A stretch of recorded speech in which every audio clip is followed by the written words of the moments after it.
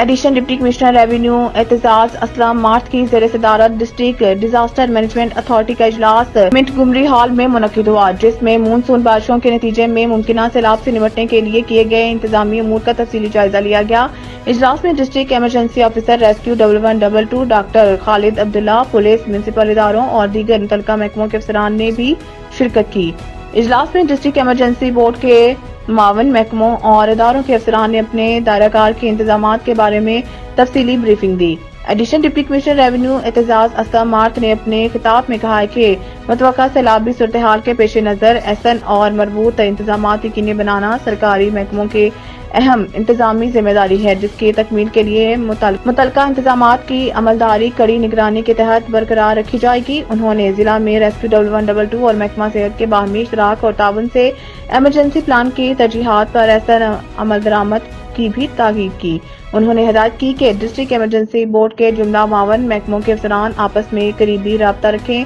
تاکہ کسی بھی مرحلہ پر دقت کا سامنا نہ کرنا پڑے۔ انہوں نے اسسٹنٹ کمشنر کو ہدایت کی کہ متعلقہ تحصیلوں میں بارشوں اور سیلابی صورتحال کی اپڈیٹس کے لیے پی ڈی ایم اے سے قریبی رابطہ رکھتے ہوئے دیگر انتظامی امور کی مسلسل مانیٹرنگ کریں تاکہ کسی بھی قسم کی ہنگامی صورتحال سے بروقت نمٹا جا سکے۔ انہوں نے تمام متعلقہ محکموں پر زور دیا کہ وہ طوفانی بارشوں، آندھی اور سیلاب کے نتیجے میں ممکنہ نقصانات سے بچنے کے لیے تمام پیشگی اقدامات بروقت مکمل کریں اور شہروں میں بھی اربن فلڈنگ کی روک تھام کے لیے تمام ضروری اقدامات یقینی بنائے جائیں۔